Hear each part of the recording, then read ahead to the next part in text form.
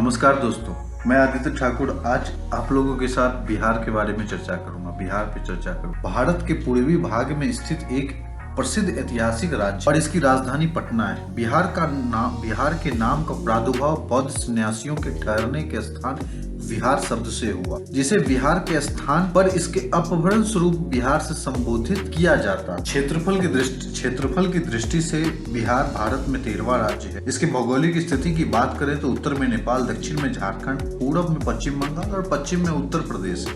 यह क्षेत्र गंगा और उसकी सहायक नदियों के उपजाऊ मैदानों पर बसा हुआ है। बिहार के प्राचीन काल की बात करें तो बौद्ध धर्म के लोगों के द्वारा यहाँ विहार करने के कारण इस राज्य का नाम बिहार पड़ा। इस पावन भूमि पर महाबोधि मंदिर स्थित है। बिहार की पावन भूमि पर अनेक संतों का जन्म।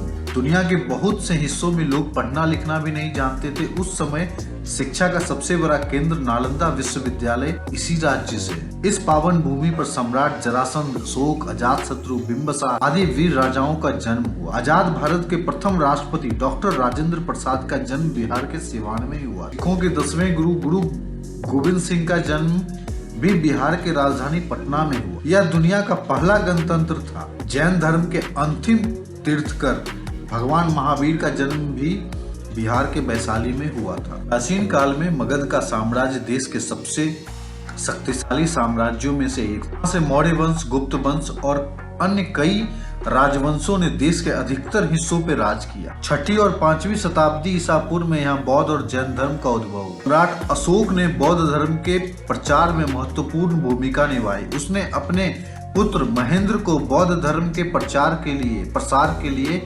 श्रीलंका भेजा। उसने उसे पाटलिपुत्र के एक घाट से विदा किया, जिसे आज महेंद्रू घाट के नाम से भी लोग जानते हैं, पटना में। बाद में बौद्ध धर्म चीन तथा जापान आधुनिक पश्चिम बिहार के क्षेत्र में मगध 1000 वर्षों तक भारत में शक्ति, शिक्षा और संस्कृति का केंद्र बना रहा। भारत की पहली सबसे बड़ी साम्राज्य मौर्य साम्राज्य ही थी, जो बिहार से ही थी। दुनिया के इतिहास में सबसे बड़ा शासक माना जाता है। मौर्य साम्राज्य भारत की आज तक की सबसे बड़ी साम्राज्य पूरा भारत वर्ष में फैला था। इस साम्राज्य के पहले राजा चंद्रगुप्त मौर्य ने उनके प्रधानमंत्री चाणक्य थे, जिन्होंने अर्थशास्त्र की रचना की बिहार से ही थे। इनके काल में अनेकों उपदेश स्तंभ लिखे गए, शिलालेख भी लिखे गए, जो भारतीय इतिहास के लिए बहुत महत्वपूर्ण। ये लेख ब्राह्मी, ग्रीक, आर्मिक, गुप्त साम्राज्य के काल में विज्ञान, गणित, खगोल विज्ञान, वाणिज्य, धर्म और भारतीय दर्शन में भारत का स्वर्ण युग कहा गया है। इस वंश के महान राजा समुद्रगुप्त ने इस साम्राज्य को पूरे दक्षिण एशिया में स्थापित किया। इनके पुत्र चंद्रगुप्त विक्रमादित्य ने भारत के सारे विदेशी घुसपैठियों को हराकर देश से बाहर निकाल दिया। इसलिए चंद्रगुप्त विक्रमादित्य को सकारी की उपाधि दी गई। अगर बिहार में मध्यकाल की बात करें तो मगध में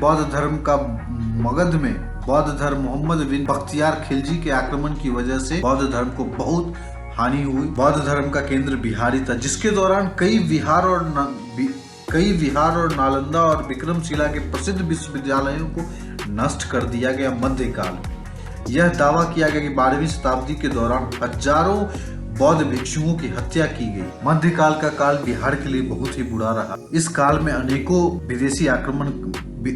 विदेशी आक्रमणकारियों ने बिहार विश्वविद्यालयों को, बिहार के शिलालेखों को, बिहार के शासकों को बहुत ही क्षति पहुंचाई। बौद्ध भिक्षुओं की हत्या हुई, ब्राह्मणों की हत्या की गई, जगह जगह लूट किए गए। तो मध्यकाल बिहार के लिए बहुत ही बुरा था। भारत की बात करें तो 1857 के प्रथम सिपाही विद्रोह में बिहार के बाबू कुंवर सिंह ने महत्वपूर्ण भूमिका निभाई। 5 में बंगाल विभाजन के फलस्वरूप बिहार का नाम राज्य के रूप में अस्तित्व में आया। 1936 में उड़ीसा इससे अलग कर दिया गया। स्वतंत्रता संग्राम के दौरान बिहार में चंपारण के विद्रोह को अंग्रेजों के खिलाफ बगावत फैलाने घटनाओं में गिना जाता था। हमारे अनेकों आंदोलन में महात्मा गांधी ने बिहार का जिक्र किया है। दांडी यात्रा में उन्होंने चंपारण में जाकर के भी सत्याग्रह किया। स्वतंत्रता के बाद बिहार का एक और विभाजन हुआ, जो 15 नवंबर 2000 को हुआ। इससे झारखंड को अलग किया गया और एक नया राज्य झारखंड को बनाया गया। तो हम इस तरह कह सकते हैं कि बिहार का इतिहास काफी पुराना है, काफी गौरवपूर्ण इतिहास रहा है। बिहार की छवि हमारे देश के कुछ नेताओं ने पिछले 20-25 सालों में काफी खराब किया है। उसके पहले बिहार, चाहे वो राजनीतिक दृष्टिकोण हो, चाहे औद्योगिक दृष्टिकोण हो, चाहे शिक्षा का दृष्टिकोण हो, हर एक दृष्टिकोण में बिहार सारे प्रदेशों से आगे रहा है। बिहार की भाषा की बात करें तो यहाँ पे हिंदी बिहार की इसकी राज्य भाषा है, उर्दू द्वितीय राज्य भाषा है, मैथिली भारतीय संविधान के 8वीं अनुसूची में सम्मिलित एकमात्र बिहारी भाषा है। भोजपुरी, मगही, अंगिका तथा बज्जिका बिहार में बोली जाने वाली अन्य प्रमुख भाषाओं और बोलियों में सम्मिलित। प्रमुख उत्सवों पर्वों की बात करें तो छठ, होली, दीपावली, दशहरा, शिवरात्रि, नाग पंचमी, श्री पंचमी, मुहर्रम, ईद तक क्रिसमस शामिल है। सिखों के 10वें गुरु गोविंद सिंह का जन्म स्थान होने के कारण पटना सिटी में उनकी जयंती पे भारी श्रद्धावन देखने को मिलता है। तो बिहार अपने खान पान की विविधता के लिए पूरे देश में प्रसिद्ध। यहाँ के लोग शाकाहारी मांसाहारी दोनों व्यंजनों को पसंद करते हैं। मिठाइयों में विभिन्न किस्मों के अतिरिक्त विभिन्न किस्मों की मिठाई उपलब्ध होती है। गोली, खाजा, मोतीचूर के लड्डू, तिलकुट, गया का तिलकुट काफी प्रसिद्ध है। सत्तू, दही चूड़ा, लिट्टी चोखा जैसे स्थानीय व्यंजनों को यहाँ के लोगों की कमजोरी है।